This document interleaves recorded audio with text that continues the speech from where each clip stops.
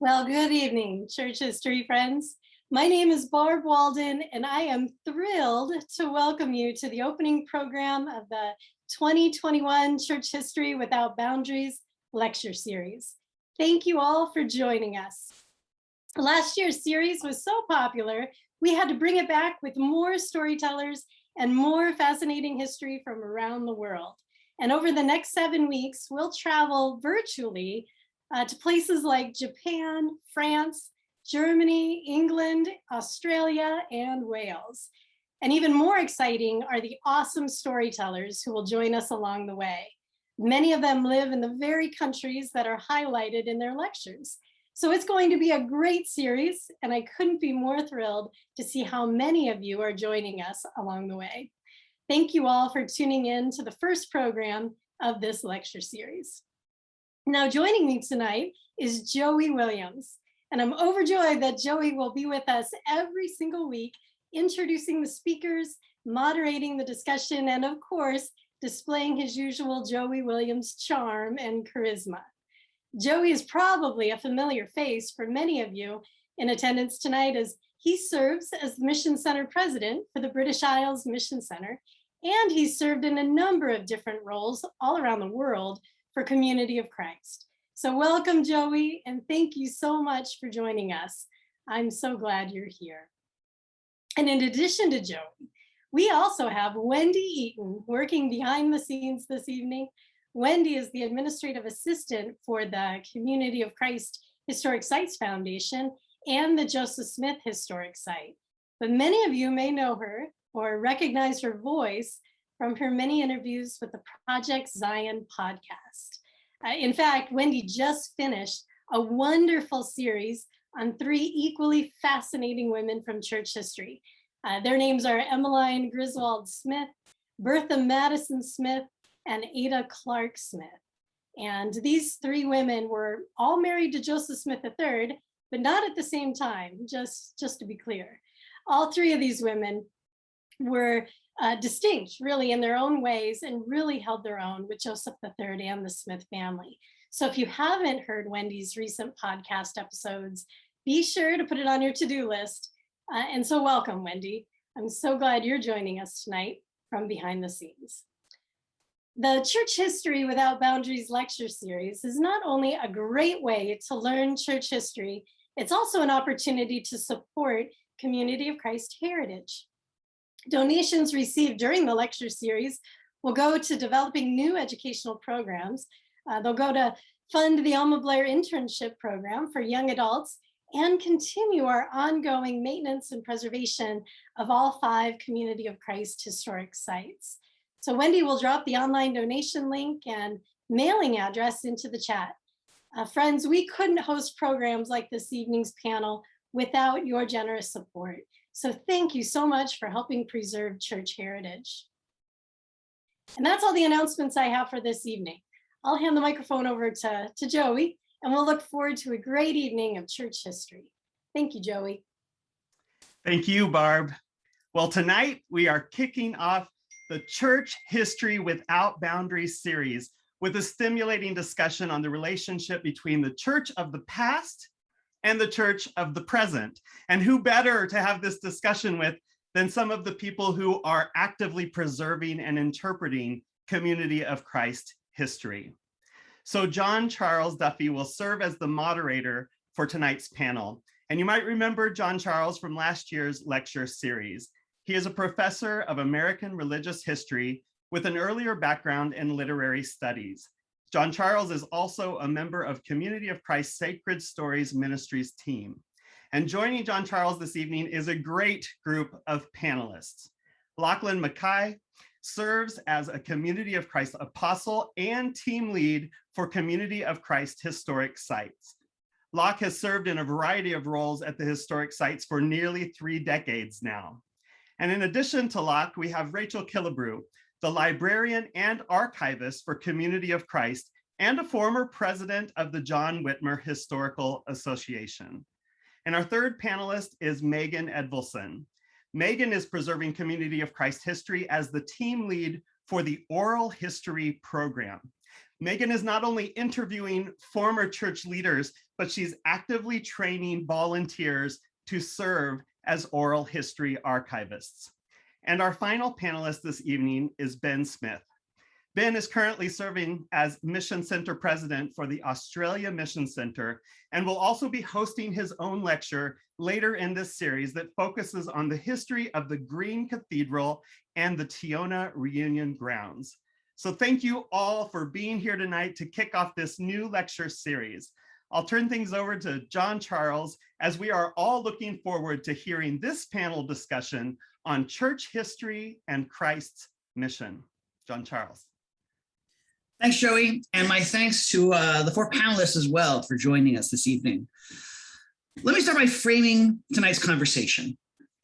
In Doctrine and Covenants, section 164, we are told the mission of Jesus Christ is what matters most for the journey ahead. In Doctrine and Covenants 162, we are told, listen carefully to your own journey as a people, for it has taught you many things you must know for the journey yet to come. When we look at those two passages together, both are pointing our attention toward the journey that lies ahead, the journey yet to come. We're being told that for that journey, what matters most is Christ's mission.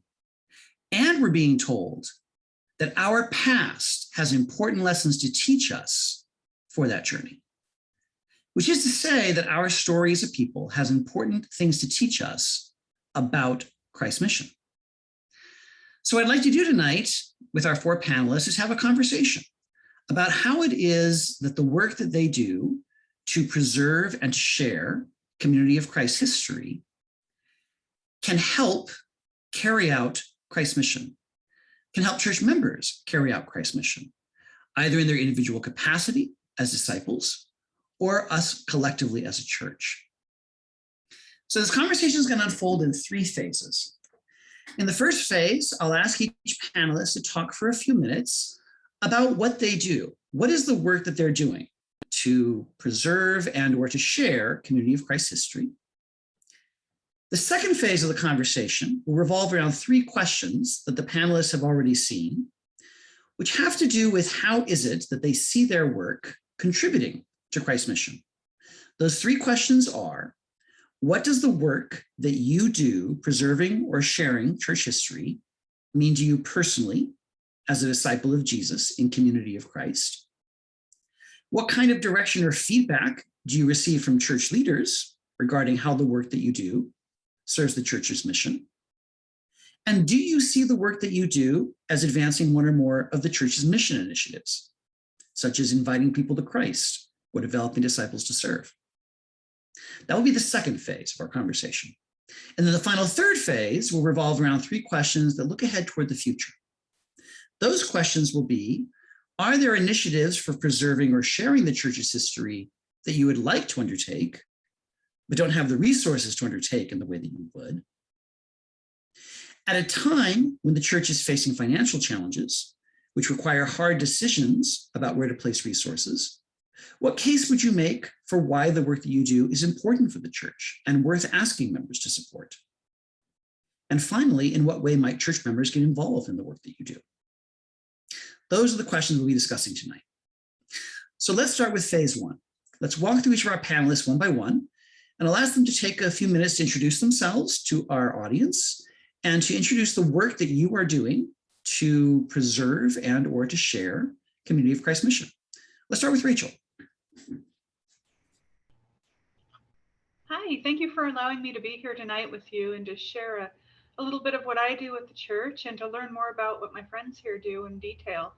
I hope I don't bore you to death with this, but I'll start. In my role as World Church Librarian, Archivist, and Records Manager, I wear many hats to support the church and celebrate our history. It's probably easiest if I start with the records management portion of my job. As records manager, I receive, track, and maintain the semi-active records that still may be used by offices, but are not accessed on a daily basis. If an office needs a record, I pull it and deliver it to them in a timely manner, and when they're done, I return it to our secure storage area.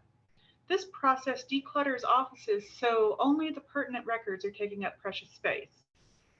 Annually, records from the system are reviewed by the owning offices in accordance with a retention schedule set by the office, our legal department, and the records manager.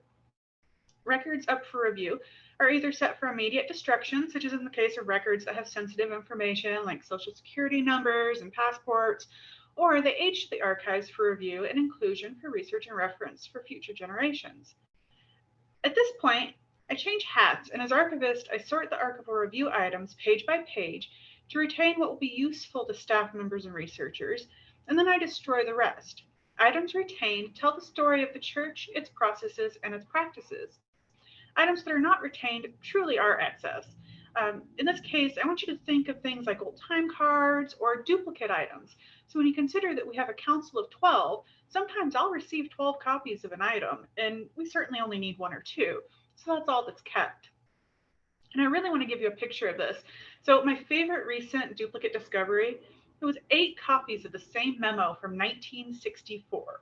All were addressed to a church member requesting that she make her special cookies for a meeting. Now, they must have been fabulous cookies, and unfortunately no recipe was attached, but you get the idea. We didn't really need 8 copies of that one in the collection. This detail refining process also allows me to ensure that no further sensitive records creep through. Recently, I received a box that someone thought we needed to keep for time and eternity, and it included Barb Walden's circa 2000 passport information from her time on the World Service Corps.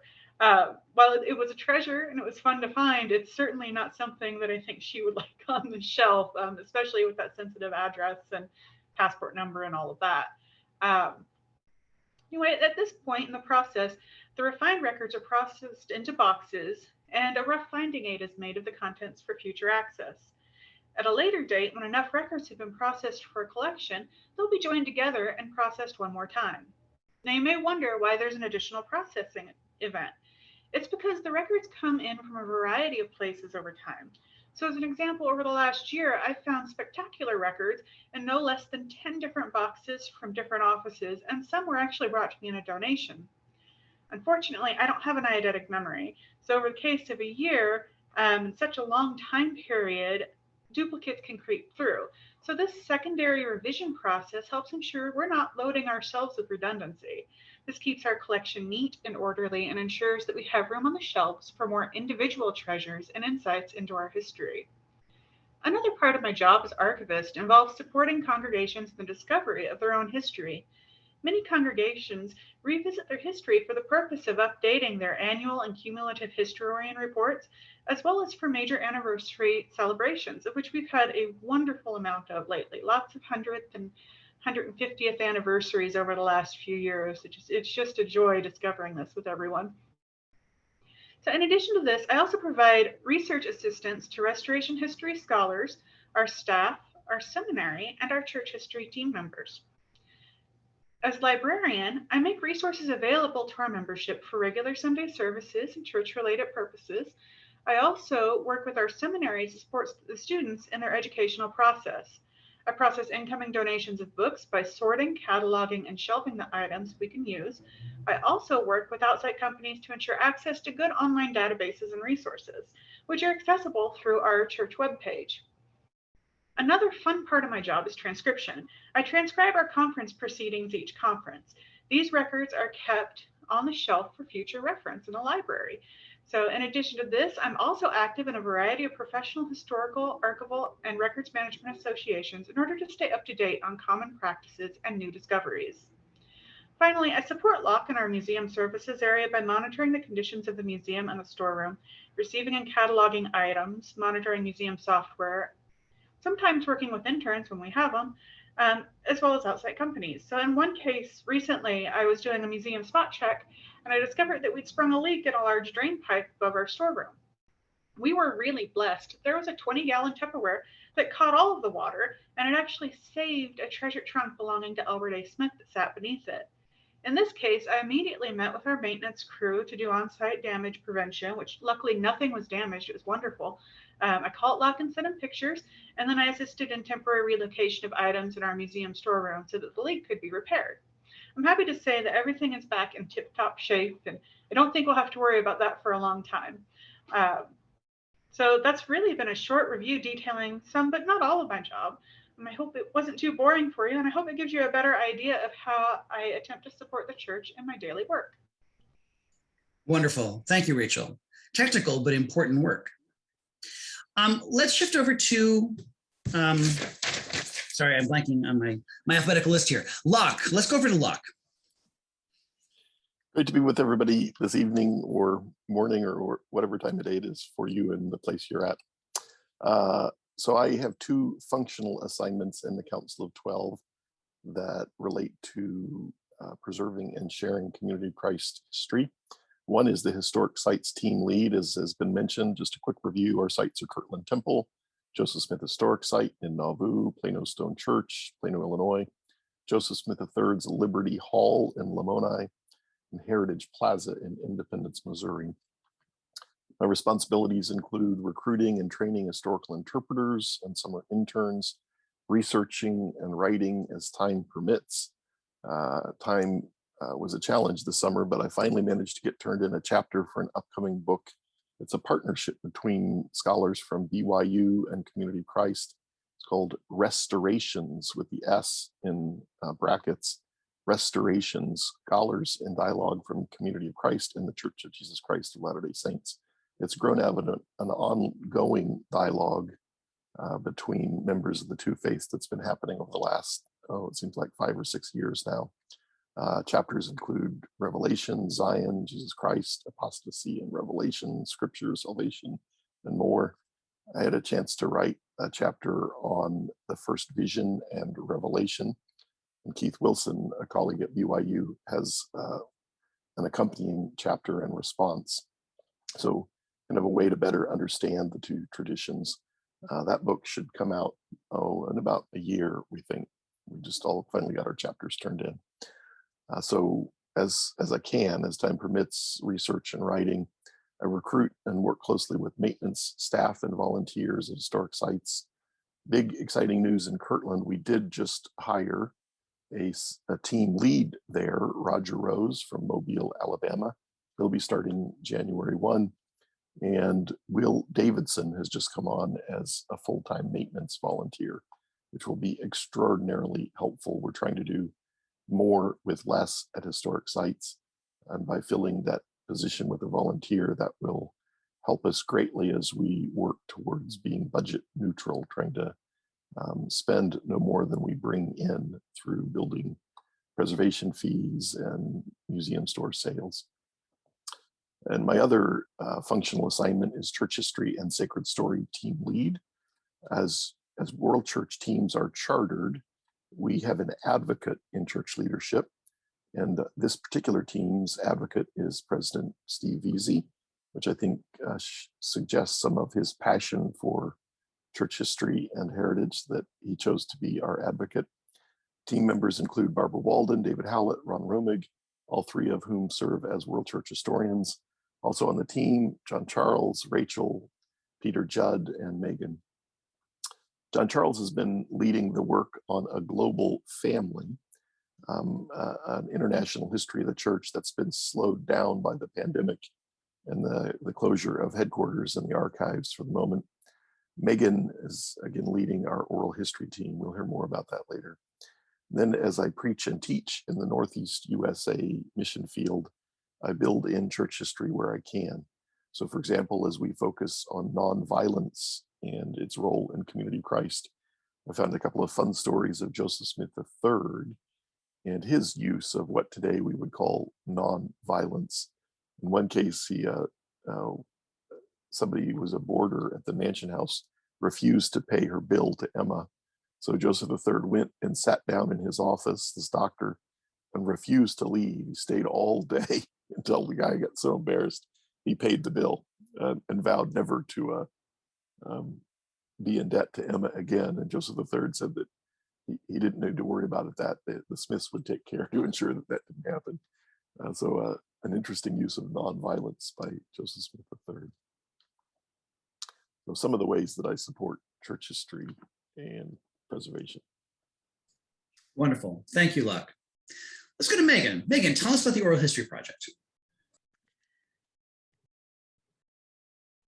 Yeah, so this is a project that Locke and I have been talking about periodically for a couple of years now. I finished a degree in folklore studies at Utah State University in 2016. And one of the passions that I always had in pursuing that degree was to study folklore, particularly in the LDS and Community Christ traditions.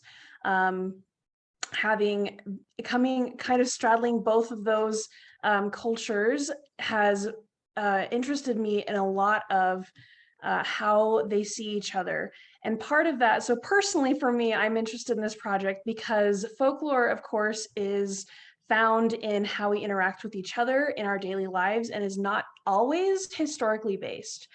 So the Oral History Project is a way to collect our lived history. I think we tend to think of history as happening 180 years ago, which is fantastic, and it's absolutely something that interests me as well.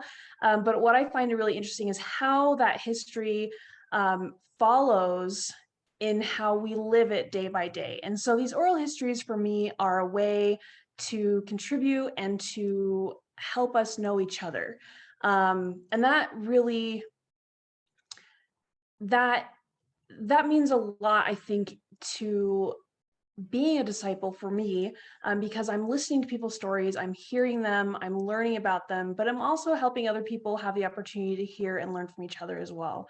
I mean, studies show, of course, that having the opportunity to share our oral histories is a way to build our self-esteem and to be heard. So it's a way to appreciate people who are still living, who have served the church, who have worked really, really hard to help the church get to where it is today. And they need to be heard, and we need to hear them so we can learn and we can take those forward. So part of my job description, I do a lot of things. I help train volunteers. I do some of the work myself. I've done a couple of interviews. I've helped to transcribe these interviews.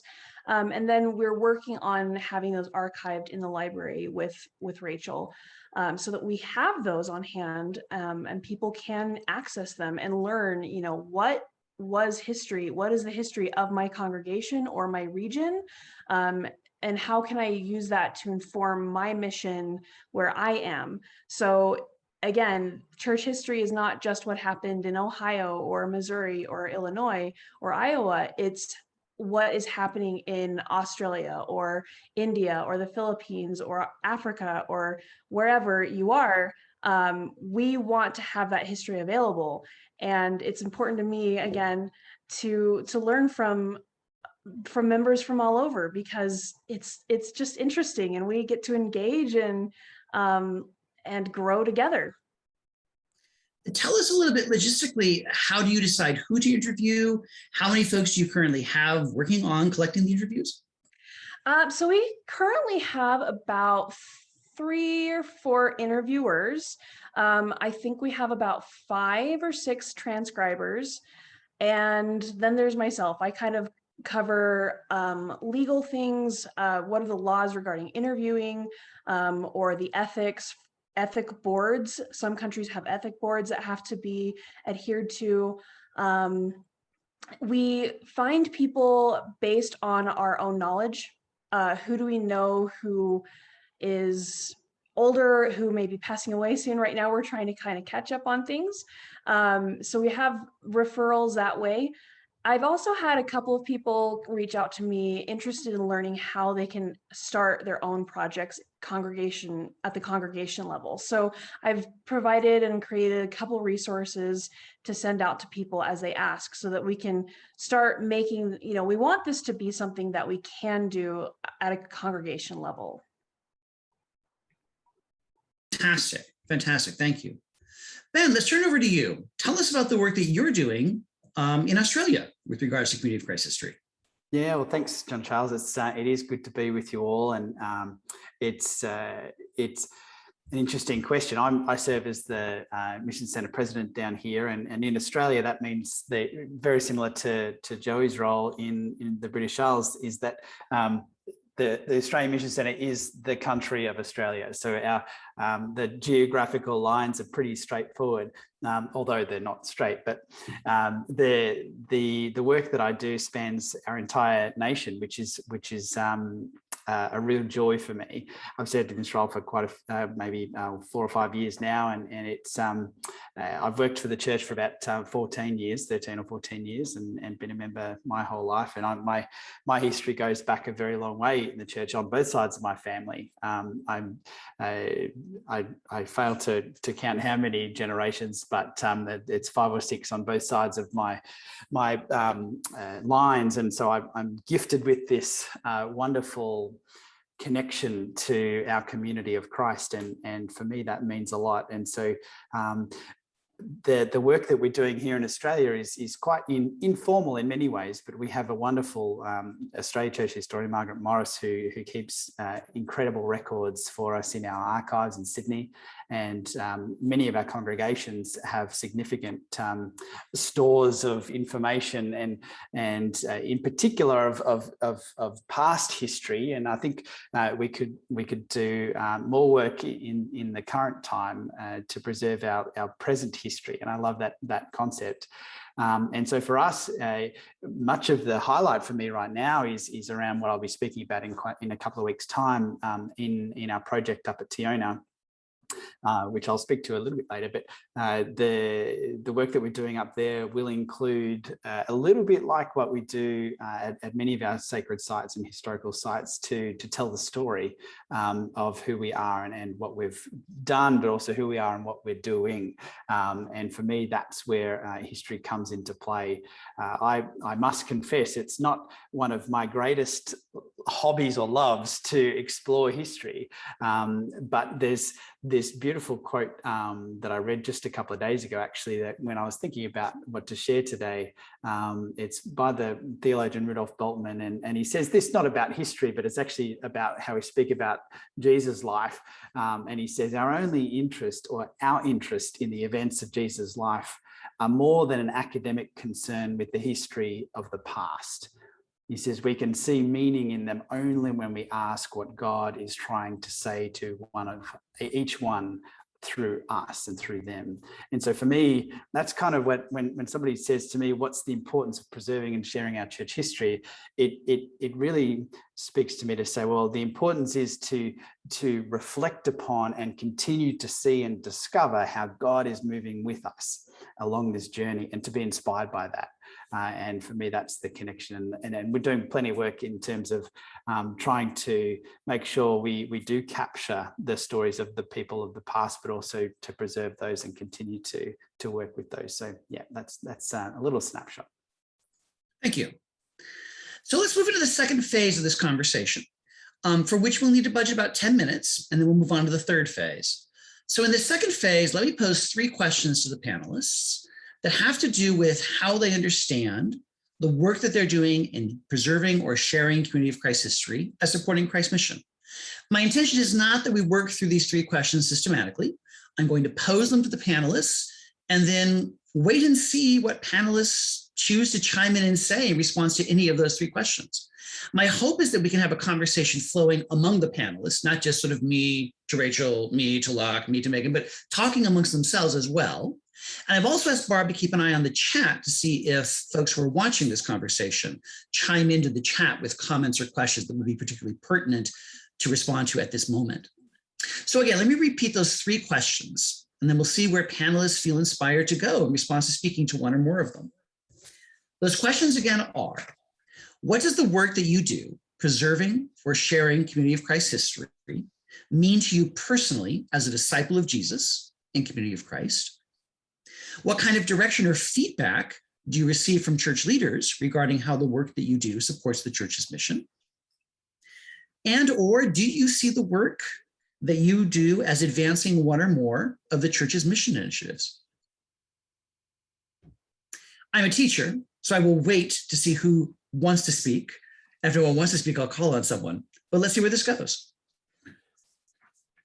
I don't want to be embarrassed by being called out by John-Charles, so I'll go first. Some of you have heard my story, but I ended up at University of Missouri in Columbia with Russian studies and economics degrees, and thought I was going to work for the CIA, the intelligence agency in the US.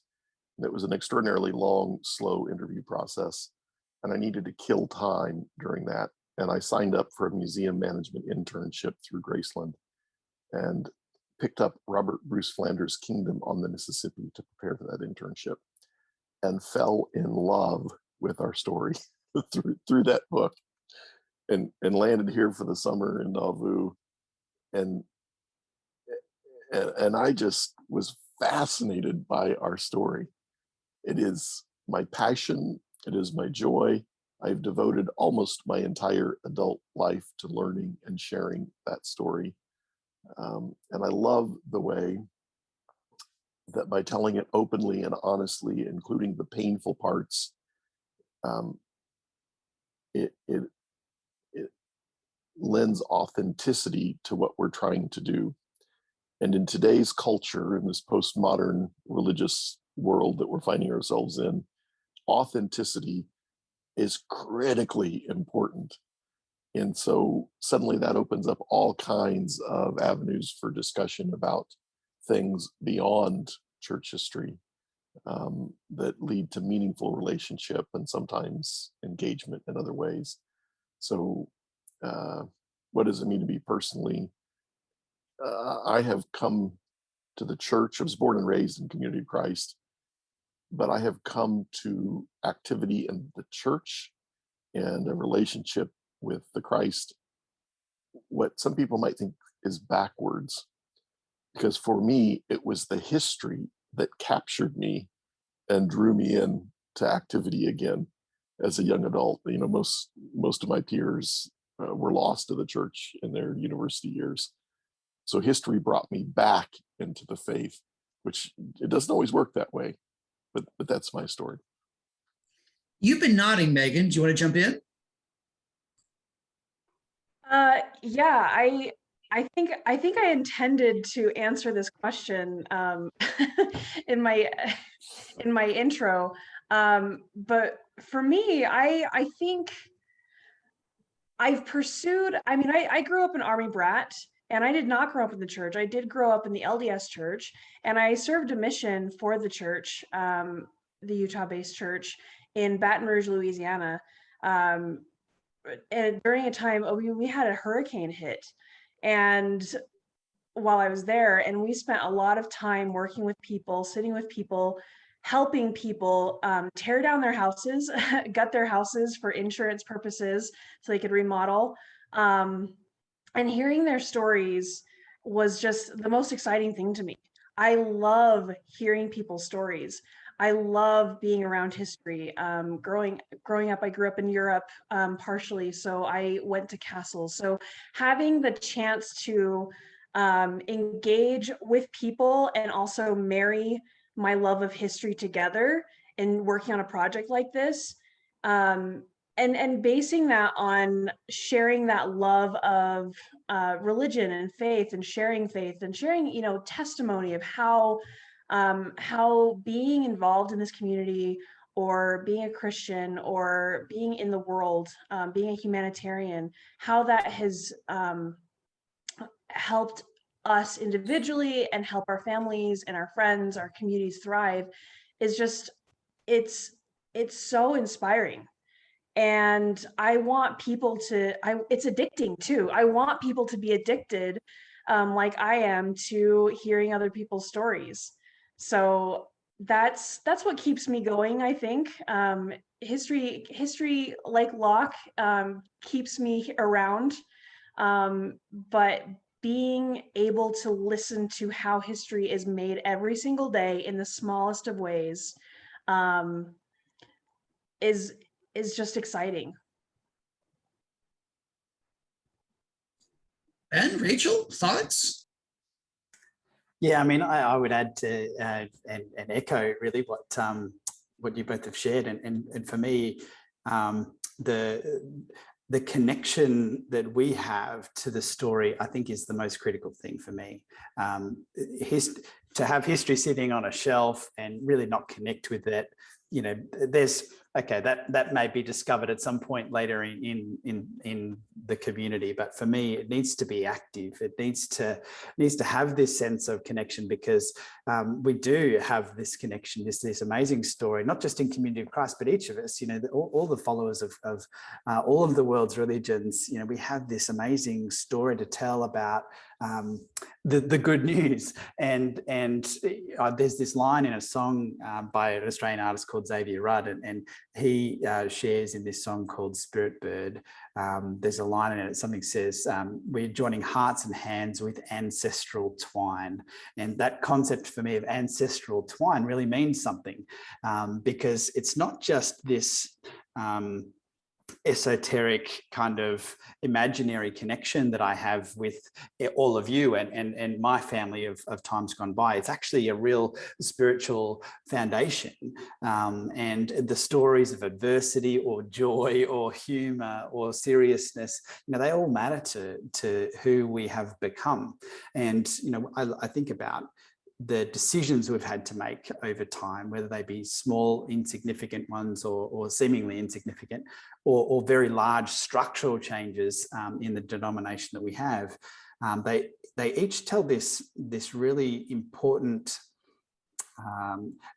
philosophical, theological journey that we've been on and continue to be on. And for me, there's glimpses of the divine in all of that, and that's what I guess for me, that's why it's important to continue to preserve and to share that story, because if we don't, then it kind of gets lost, and then it's a question of what is our identity as Community of Christ if we have no connection to our sacred story. I think there needs to be that active connection. So can I jump in and just say, I think we're finally emerging from a decades-long identity crisis.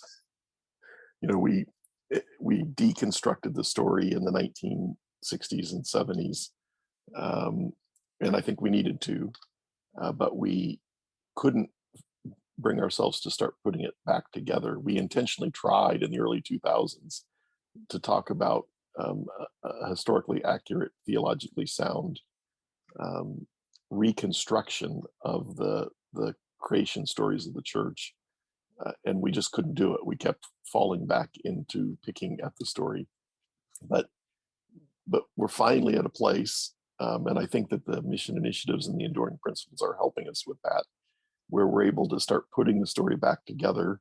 And the question about let's see, they advance one or more of the church's mission initiatives, the work that we're doing. The way that we can connect current missional focus with the past, it just is so easy to do now, with our stories of poverty and persecution, and at times our failures at turning to violence to try and solve our differences. But I feel like we are coming out of the other end of this identity crisis, and finally in a place where we're putting the story back together in meaningful ways. I want to add to that, not only as somebody who's joined the church as an adult. I didn't grow up in this lifelong, but as also a millennial, as a young person who is part of the generation of nuns, right? The N-O-N-E nun, not the N-U-N. We, as a convert, as a young person trying to find identity and trying to maintain that, because in a lot of ways, my generation and younger, we're rejecting the identity that was given to us. We want something more real. We want something that doesn't feel so corporate as, this is your heritage and you must do it this way. So it's really great, I think, having these stories and reading through these interviews or listening to these interviews as they're processed through me, seeing just what's happened. It's so much easier to relate to somebody who's been working with this, who is still alive, than it is to relate to somebody who crossed over the plains to Utah, decided it didn't work there, so they crossed back. And even though that's exciting to hear those stories, it's not as relatable. So it doesn't exactly help me, because I I am committing myself to new identity. And, you know, people who are joining the church in far-flung places, the further away from independence as possible, they are also trying to build a new identity. And we build identity, I think, more in community, the people we meet every day, rather than people eons ago. And so this is crucial in helping facilitate that. You haven't spoken yet, Rachel. Do you want to chime in? Yeah, I was going to, but everybody's been so excited. I'm just letting them roll with it. Please be excited. You guys are better at this chat. So for me, it's about the ties that bind. Really, with our history, I get to discover and share our history with others. I get to learn with others. Our historical record, it's a tale of where we began and how we evolved and where, you know, how we became who we are. You know, it molds who we're going to be tomorrow. What have we learned? And so it honestly, we wouldn't be here if it weren't for the strong faith and sacrifice of the people that came before us. You know, it's up to us in a sense to honor them and learn from their successes and failures. And from that, we can take the church into the future. And honestly, and with Locke had mentioned the mission initiatives question, I'll just dive into that since I'm on here too. I really feel like history ties to all of our mission initiatives because we do have this friendship and communities are forged on similar experiences. And so we can reach out to other people and invite them to Christ through this shared experience. That's I've met other seekers that have said, you know, hey, you guys have something that's similar to what I have, but you also have these other great ideas too. And it draws them near. I think it's always good to build on a foundation of some similarity. You share what you enjoy versus how you're different. At this point, we can also see how fellow members have worked to abolish poverty and end suffering in their communities, how they pursue peace. I see this all the time through the historian reports that come in. And the historian reports are a record of congregations in mission. Our history is a pillar of strength in our mission. And again, it's just a tie that binds us all together and something that we should rejoice and learn from. One of my favorite things to do at historic sites with community Christ groups, let me be clear, this is not the regular tour, but with community Christ groups, I love to offer mission initiative tours. So it's just a series of stories related to the stops on the tour that, you know, in this spot, in this home, I'll share a story, and then the people on the tour get to figure out which mission initiative is reflected in that. So they have to, it helps them learn them and memorize them too. One of my favorite things to do. So a conversation like this is both stimulating and frustrating. The frustrating part of it is that there is so much more I would like to dig in and talk about with each one of you. And I think it would be worthwhile, I think, in future series to come back and look more closely at some of the work that people are doing individually. Like, for example, I would be interested in having another conversation like this, more specifically about historic sites, which I also am sort of connected with. I mean, that alone, I think, could be an interesting conversation. The Oral History Project could become a whole other conversation just by itself. Ditto for the archives work, ditto for what you're doing in Australia. But of course, you will be presenting more about that later in this particular series. But I do want to bend the conversation toward now the future. With these last three questions, again, we don't have to discuss them systematically, but let me pose them and see where people want to nibble. Those three questions being, are there initiatives for preserving or sharing the church's history that you would like to undertake, but don't currently have the resources to undertake, or at least not the resources you'd like to have? At a time when the church has financial challenges, which require hard decisions about where to place resources, what would your case be for the importance to the church of the work that you do, and why it's worth asking members to support? And finally, in what ways could members get involved with the work that you're doing? So I desperately want to answer all three of those. So I'll move quick though. I don't want anybody to steal my ideas for the things that we would do if we had the resources. So I'll jump out first. The first on my list is actually something that, courtesy of an incredibly generous family, we were able to just do. So it was on my list of I desperately want to do. It's almost done now. And that is to finish the 3D scanning of significant historic sites.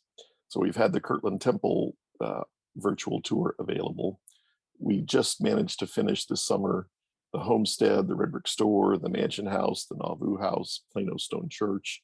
We don't have them on a website yet, but you can contact me directly and we can schedule a tour for your congregation of those sites online. And in the not too distant future, we're going to do Liberty Hall in Lamoni. So I'm incredibly excited about that. Something else I would love to do if we had the resources, we've talked about this for years. I'd like to start, we would like to start recognizing historic places around the world, have the people in those places designate them, and then use a software program like Map and Tour. So it's web-based.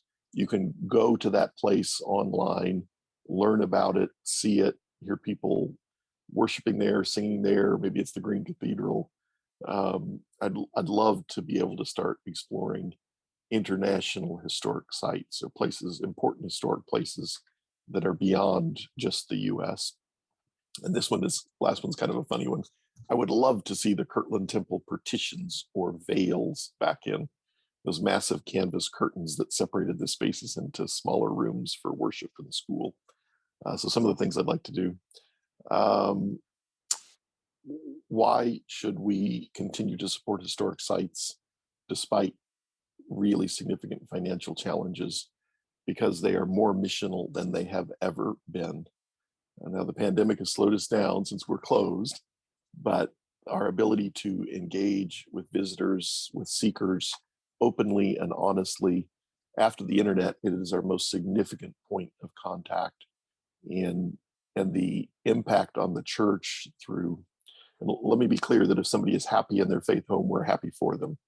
We are not trying to change anybody, but for those seeking, these are really important places to connect and develop relationship. I'll stop there and I'll answer the last question later if there's time.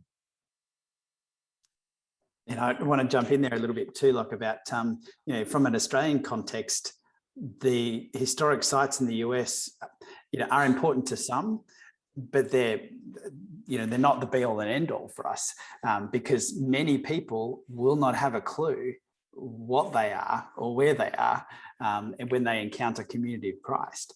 And so it's fascinating to me to have this conversation, because for us, the work that we're undertaking here to preserve the church's history really is the people.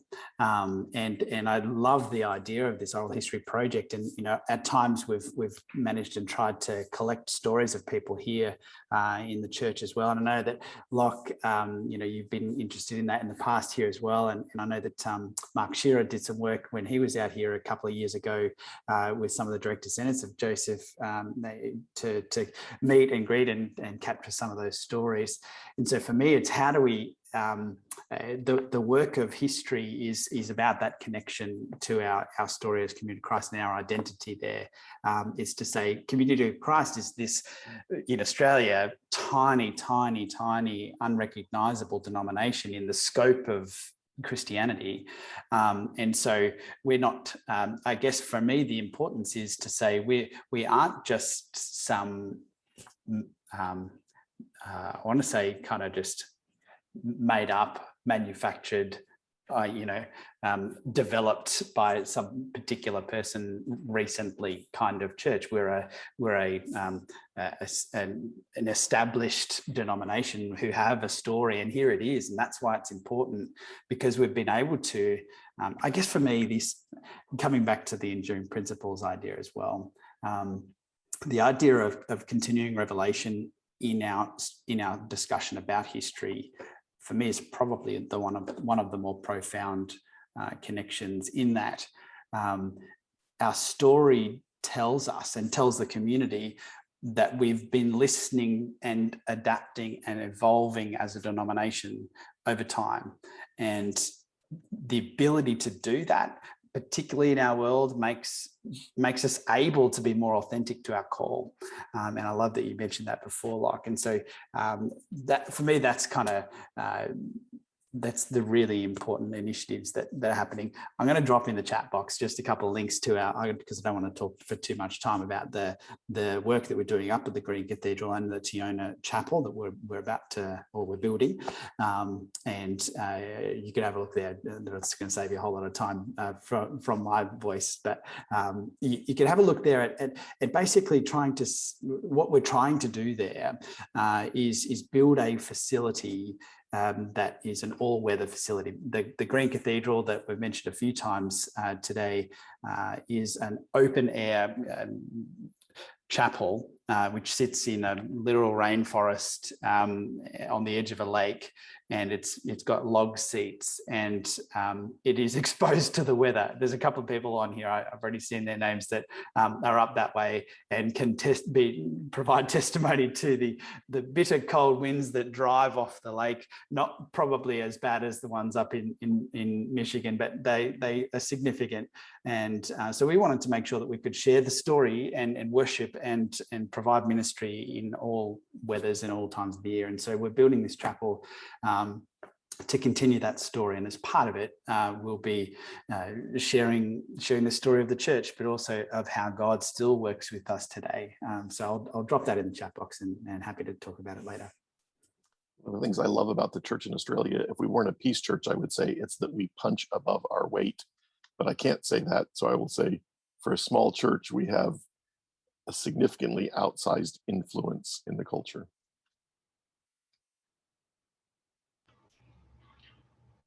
Speaking of Australia, Margaret Moore, she said, you mentioned her earlier, she really is just phenomenal.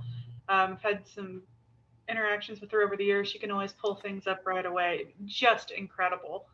Now, since I'm talking, I'm going to go ahead and I want to jump into ways the church members can get involved in the work that we do. So first and foremost, if you don't have a congregational historian, volunteer. Set up, be one, volunteer a friend. You can volunteer somebody, it's happened. But get involved, because your congregational history, it's part of this overall tapestry that's Community of Christ history. We need those stories. Also, if you're local to Independence, consider volunteering at the temple, or if you have a historic site near you, volunteer there. Regardless of where it is around the world, we always need volunteers. And there's always a variety of jobs you can do. Everybody has individual gifts, and we need those gifts. Another way to get involved is the John Whitmer Historical Association. John Whitmer is absolutely fabulous. It's a great group where people get together and they share their research and what interests them. There are some professional scholars, but there's also a lot of, just average people, you and me. And so for every Lachlan Mackay, there's a me telling a story. And that's good, because it's really a fun place to not only learn that history, but really connect with people. So that would be a good place for Megan, because then she can hear people telling their stories too. Sometimes, yes, it is a bunch of dead people. Sometimes it's a bunch of living people. You never know. But great information there. And then the last thing I would say is Barb hosts these wonderful storyteller events. And it's another great place to connect, where you can go and you can hear people's story. Yeah, she has some people set up that tell great little histories, but then there's an open portion where people can share their own testimonies and stories and things like that. It's just absolutely fabulous. So we're at no shortage of ways that you can jump in and participate.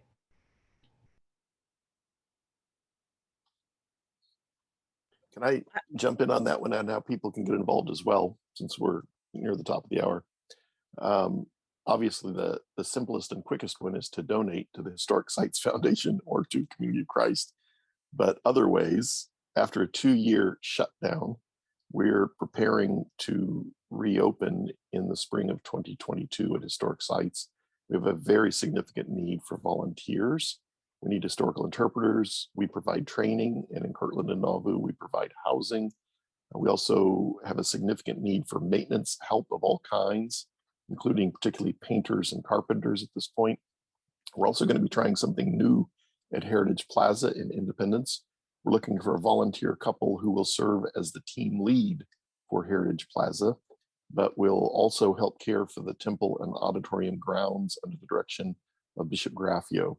So if you're recently retired, interested in history, love working outdoors, would like to spend a few years in the center place, we would love to talk to you. Heritage Plaza is just next to the stone church, across the temple lot from the auditorium and temple. The site consists of the F.M. Smith study and the Jones Flournoy house, and the volunteers live in the Luff house. So a number of ways that you can be involved. Really significant need for volunteers at this point. You were going to say, Megan? I was going to follow up on volunteering and basically taking initiative. If you, for especially the congregational level, unfortunately, we don't have the resources, but I mean, for the most part, it's a lot of me and luck, sort of finding volunteers, helping them find training and interviewing. But it doesn't have to be us to go out and find people. And you don't have to be a professional oral historian. I have a master's degree and I've trained, but you can always ask me questions. You can contact me. I can drop my email into the chat. But you can start right now. Get a recorder. Everybody's got an iPhone or an Android phone, or they have access to something that can record. Start talking to your relatives who have been pastors or 70s or involved in some kind of special project or lifelong members, and just ask them questions. If you need questions to ask, there are great resources. The Oral History Association has a huge website dedicated to helping people pick up these projects on their own.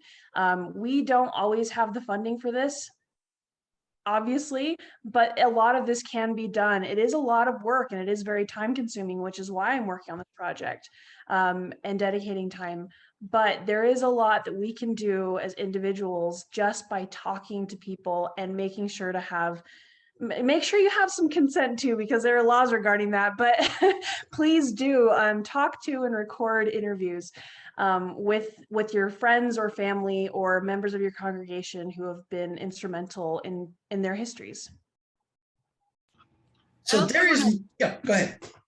I'm going to jump in and say, don't forget Bridge of Hope and Mission Ties, because we need to meet those obligations as well.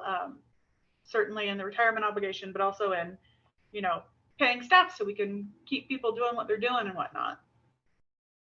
And just before you jump in there, John-Charles, I want to just, and I know that we're running short on time now, but the question about the financial challenges of the church is a pretty significant one for me. And being the Mission Centre president down here in Australia, I've got the responsibility of making sure that the church is funded into the future here, as well as can do what it needs to do, and to support the greater mission of the world church. And I guess for me, I want to share just a very tiny story about how in Australia we've over time made really difficult decisions to sell property in order to sustain the church into the future. And this is not a meeting of bishops, but we over 20 years ago now, we made the decision at that point in time, the leaders of the church here, to sell a couple of properties in Sydney to essentially kickstart an investment fund here in Australia, which would then essentially over time reduce the financial burden on the world church to send money to the Australian mission to fund staff and ministry. And that was a really painful time for the church here. And still many carry that pain for selling those properties, because church members were living in some of those properties. It was kind of like if we sold, the reality was it wasn't absent of hardship. And yet today, as a leader in the church, I'm overwhelmingly grateful for those early decisions at that point in time, which, we still have the story and we still have the, I guess, the means to be able to connect with that place and that time, because there was campgrounds, there was all sorts of things that happened at that point in time. But what it allowed us to do was be, I guess, free to look toward the future of the mission of the church. And we around the church, we're facing many of those questions right now, and it's to say, how can we use our resources, all of them, the people resources, the physical resources, both archival but also in property, to say how do we use these? Because if they just, again, kind of like what I was saying earlier, if they just sit on the shelf, and that includes buildings and peoples and stories, then are they being used for mission? And it's the same question I ask everywhere I go at the moment, is to say, what are we doing with these resources for mission? And if they're being utilized for mission, hallelujah, let's drive that mission and let's celebrate it. But if we're not, how can we transform it so that we can do that? And I think that's the story that we're hearing around the table tonight, to say, how can we preserve it so that it does live out the mission and it isn't just sitting on a shelf? But then if it's, if it can't be that way, then let's transform it into something like an oral history or like another 3D project that can enhance another form of our mission. So I've been taking notes. There are more questions I would love to ask our panelists. We need to continue some of these conversations in another venue, but we are at the hour, and I'll turn it back over to Barb and Joey to see how you want to proceed from here. Well, I think we do have some time for a few more questions, and I know there are several questions in the queue. Barb, would you like to start with one of those or a couple of those to just get some of those questions out to our panel? Absolutely. Before we launch into those questions, and we have 8 questions in the queue, I do want to draw the attention of the panelists to the chat. There's a number of personal messages that were directed to you panelists, many of them positive feedback about what you've shared so far. I also received a wonderful message from an attendee that reminded me that Joey Williams is no longer the Mission Center president of the British Isles. He was, historically, he has been, but he is now the Mission Center president for Eastern and Western Europe Mission Centers. So I want to make that correction, and also want to assure the new Mission Center president of the British Isles, Andrew Fox, that he is not out of a job. He is still in that position. Joey has just moved on over to the Eastern and Western Europe Mission Center. So let's go to those questions. Our first question tonight is from Catherine Pollock, and Catherine says, I called our archivist, Rachel Killebrew, a, quote, history hero, but she denied the title. Can the rest of the panel please comment on the matter?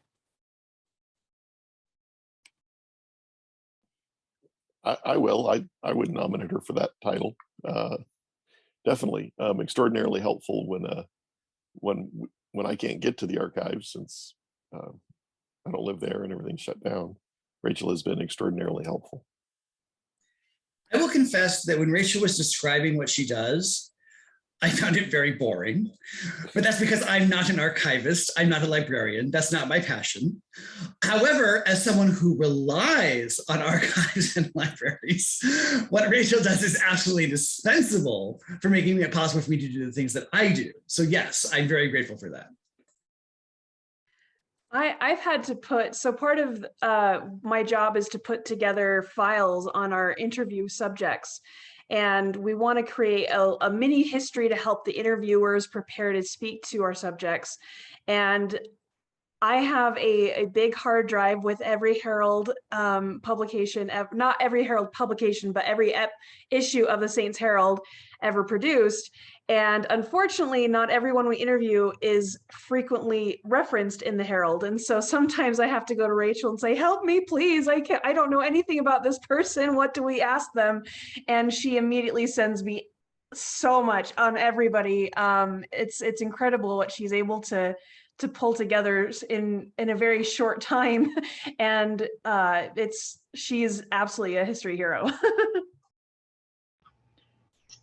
teamwork makes the dream work. You guys are absolutely wonderful, and I am blessed to be able to help you in any way that I can. And I am so grateful for all that all of you do to source and send things to the archives. Everybody, really everybody in this thread has contributed something to the archives that will be invaluable in the future.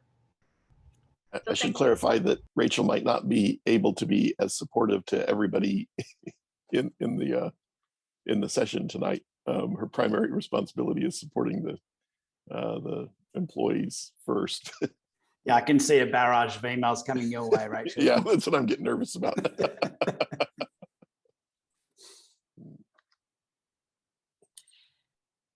Well, our next question comes from Gerald Gordier, and Gerald writes, is the church digitizing any of our historical records? If not, are there any plans to do so in the future?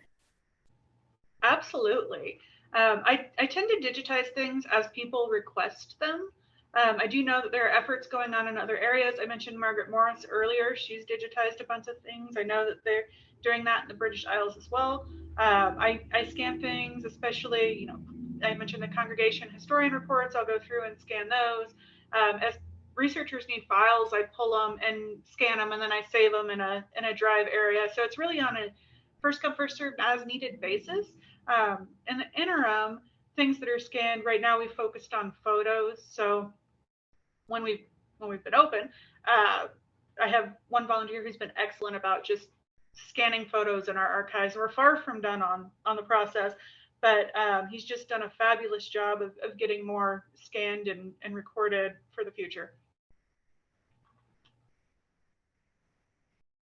Our next question comes from Catherine Pollock, and it's directed to Megan. Megan, how do I or someone else sign up to be a volunteer with the Oral History Project? That's a good question, and reminds me that I need to put, I'm going to drop this email address in the chat real quick. C of C oral history at gmail.com is the address that you can send those requests to. We do vet our volunteers right now just to make sure that you don't have to have experience with doing oral history.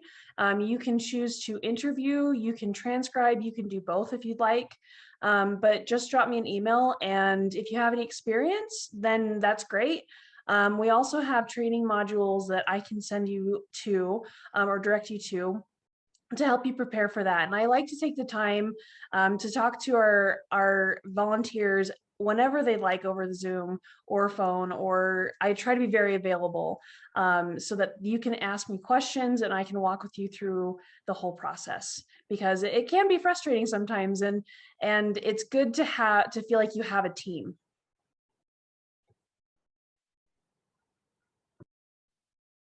Thank you, Megan. Justice Manny asked the next question, and it's directed to Ben.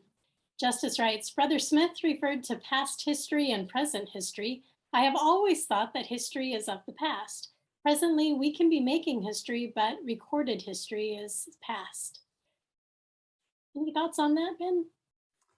Yeah, I would probably agree. I think we can be making history today, and I guess it's a little bit of a semantic, I guess, between whether it's recorded or not. I guess I think this webinar is being recorded, so we are making recorded history right now, and it is recorded for the future, I guess. But for me, it's about capturing the story, and if we tell a story today, then that becomes part of our story and our history. Yeah. Thank you, Ben. Our next question is from Marilyn Patricia Pat Douglas, and it's a two-part question. The first part is, as a convert myself, I would love to hear Megan's story of what drew her to Community of Christ, if appropriate. And another question I have is how the panel thinks we can use our history to invite others to help build Christ's kingdom. Yeah, I guess in a nutshell, I've always been very interested in LDS church history, CFC church history. I guess the history of all of our denominations. And when I dove in deeper, it kind of became a question of, where where do I see the mission that was originally established by the founders really living out? And I kind of did a bit of exploration to a couple of denominations, not all, and decided that Community of Christ really, for me, made the most sense in how I could live out the sort of inspiration, the sort of life that I felt inspired to live by studying history.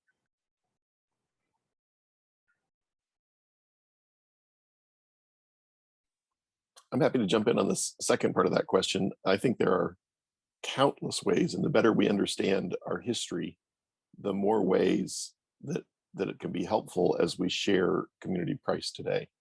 So one of my favorite examples, I was on a flight to Maine, heading to a reunion a few summers ago, and the person sitting next to me was crying. And as we started talking, I was checking to see if she was okay. She was heading to a funeral of a dear friend. And as we continued talking, at some point it came up that I was a minister. He said, "Oh, well, what church? Tell me about your church." Well, in the conversation, I had learned that she was from Berkeley, California. So I quickly thought, okay, what parts of our history might be intriguing to her? So my response was, well, we were established in the early 19th century here in the US by people who were passionate about the worth of persons and economic equality. So, and that's historically accurate. That's true. We're trying to live all things common, and we care deeply about Native Americans.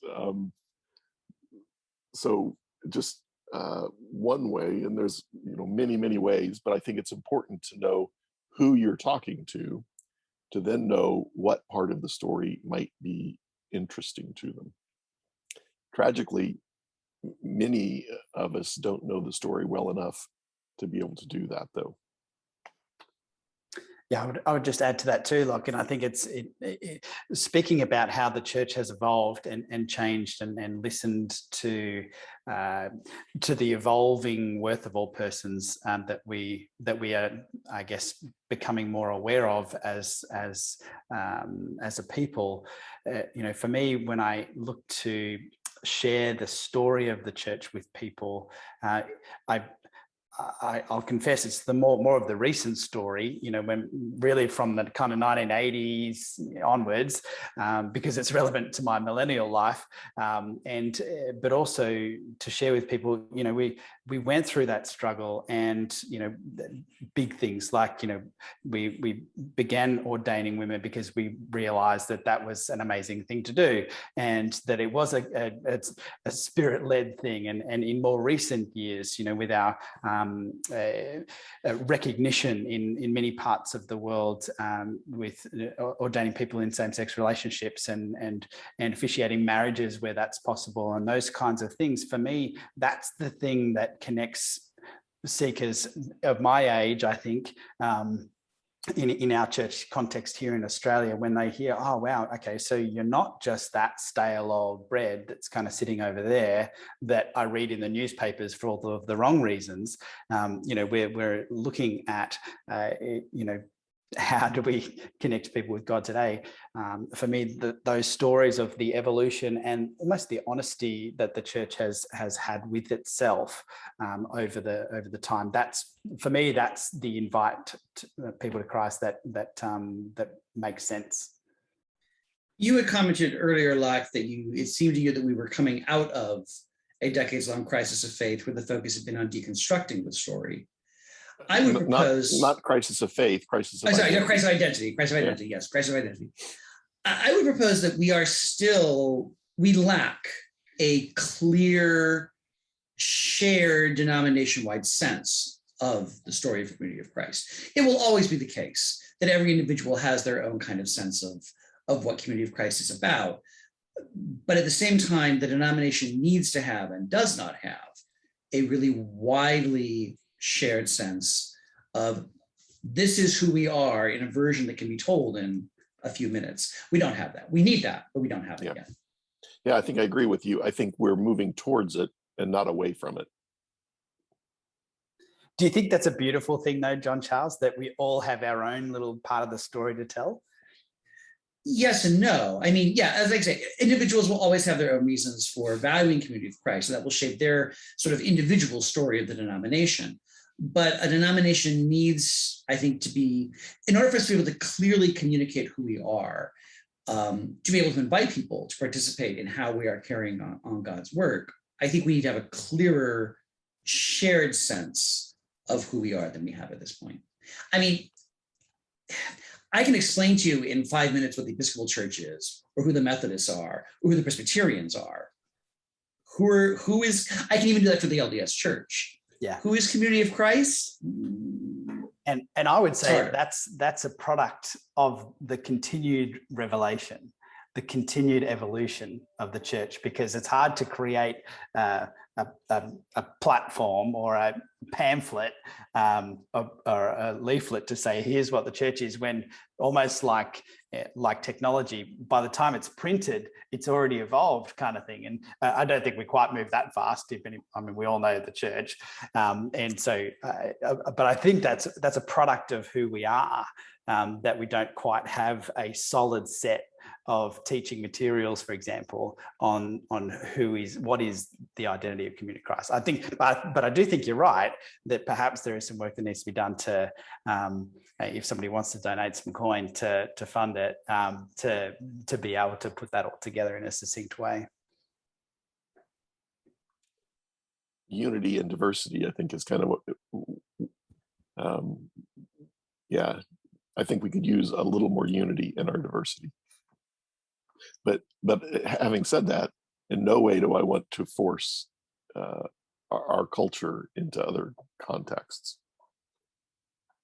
This, by the way, Barb, is a conversation that could go on for a long time. So you probably move on to the next question. I'm serious, and this could be a topic for a future hour-long discussion, but we should probably go on to the next question for now.